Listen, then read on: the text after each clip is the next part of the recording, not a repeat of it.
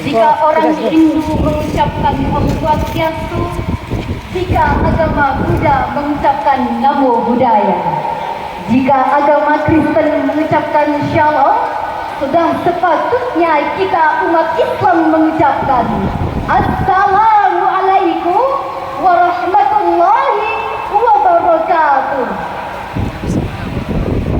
Hamdan wa syukran lillah, salatan wa salaman ala rasulillah, amma ba'd. Dewan juri yang arif dan bijaksana, serta hadirin yang berbahagia, perkenankan saya menyampaikan sebuah uraian pidato dengan judul Toleransi Beragama, Merajut Keberagaman, Menguatkan Persatuan. Indonesia dikenal sebagai negara percontohan dalam kehidupan toleransi antar umat beragama.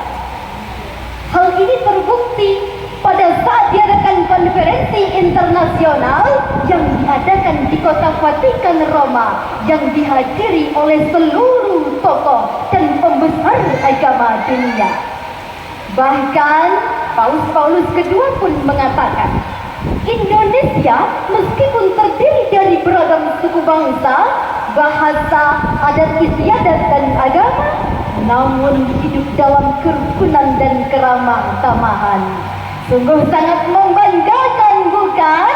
Masya Allah.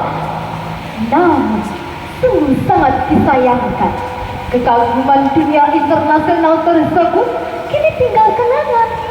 Sebab perbedaan suku bangsa, bahasa, adat istiadat dan agama kini sering menjadi pemicu lahirnya fanatisme buta, persaingan tidak sehat, perselisihan, perpecahan hingga mengikis habis nilai-nilai toleransi.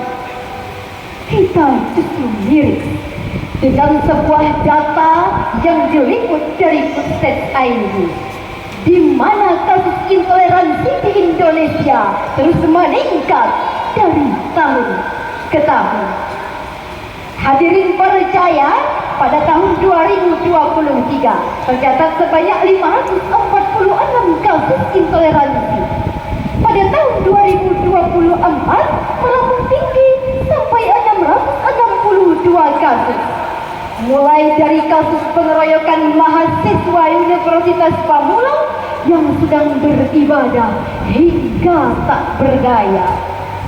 Lalu muncul kasus yang lebih ekstrim dan brutal yang menimpa seorang siswa sekolah dasar yang dikeroyok oleh kakak kelasnya karena perbedaan agama.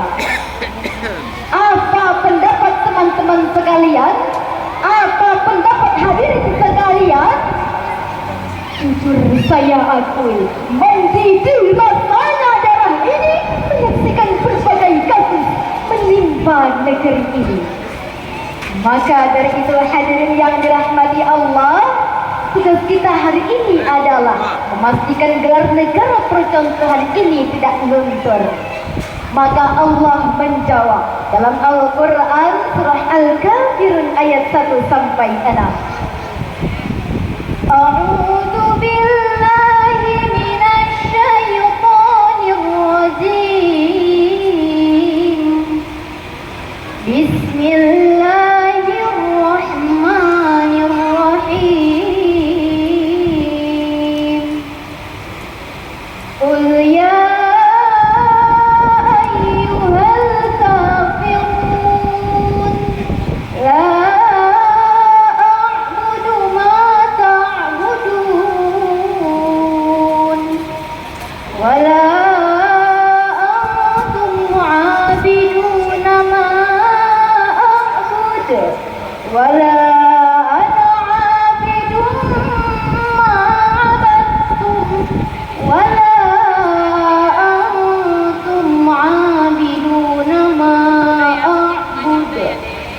lakum dinukum waliyadin. Katakanlah Nabi Muhammad, wahai orang-orang kafir, aku tidak akan menyembah apa yang kamu sembah. Kamu bukan penyembah apa yang aku sembah. Aku tidak pernah menjadi penyembah apa yang kamu sembah. Kamu tidak pernah pula menjadi penyembah apa yang aku sembah. Untukmu agama dan untukku agama. Hadirin yang berbahagia, asbabun nuzul ayat tersebut menurut Imam As-Suyuti dalam Lubabun Nuzul fi Asbabin Nuzul berkenaan dengan ajakan salah seorang kafir Quraisy yang datang dan mengajak Rasul untuk bergantian menyembah Tuhan masing-masing. Wahai Rasulullah, bagaimana jika 1 tahun menyembah Allah dan setahun lagi menyembah berhala? Maka turunlah surah Al-Kafirun tadi yang menolak keras ajakan mereka, yang diisyaratkan dalam kalimat lakum dinukum waliyadin, ay lakum syirkukum wali tauhid, bagimu kemusyrikanmu dan bagi aku keyakinanku. Lalu Rasulullah SAW bersabda dalam sebuah hadis yang diriwayatkan Bukhari, عن ابن عباس قال قيل لرسول الله صلى الله عليه وسلم أي أديان أحب إلى الله قال الحنيفية السمحة. Dari Ibnu Abbas ia berkata, ditanyakan kepada Rasulullah sallallahu alaihi wasallam, agama manakah yang paling dicintai Allah? Maka beliau bersabda, Al-Hanifiyah As-Samhah, yang lurus lagi toleran.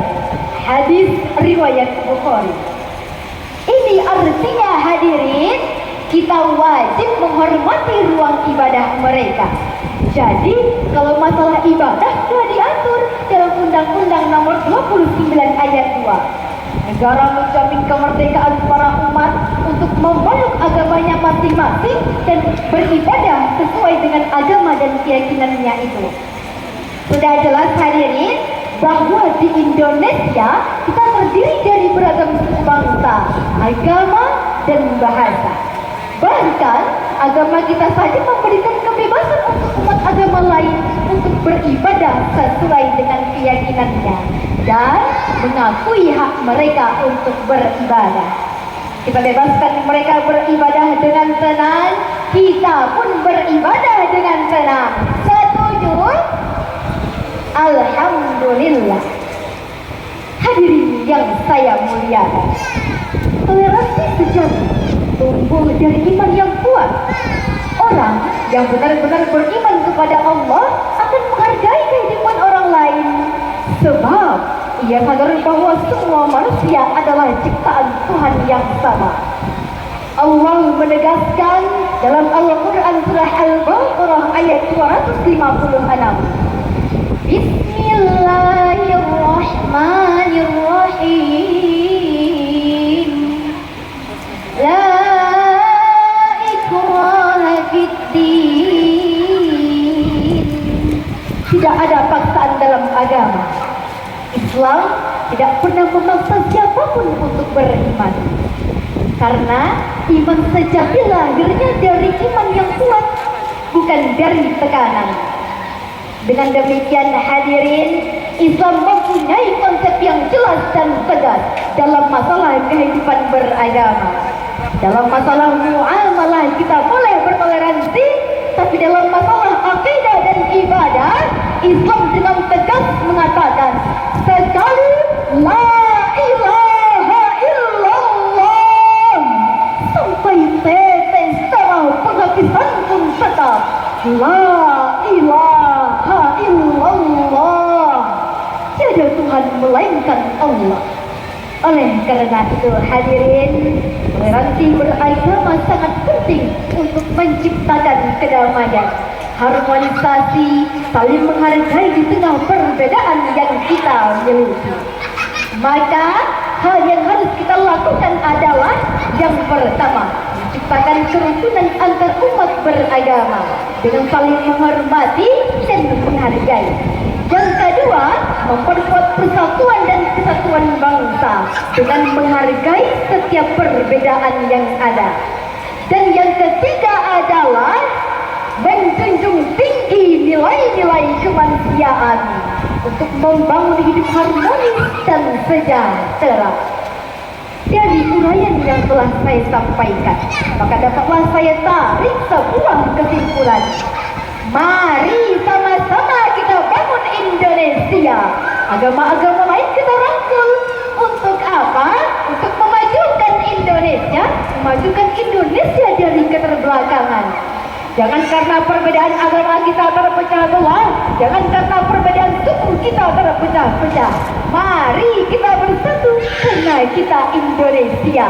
Dengan semboyannya Bhinneka Tunggal Ika. Walaupun berbeda, tetap satu jua. Mungkin hanya ini saja yang dapat saya sampaikan. Sebelum saya akhiri, senandung lagu akan saya sampaikan. Budak Melayu ada terberi, mengangkat sembah menyusun jari. Demikianlah saya akhiri, maaf dipinta mohon diberi. Demikian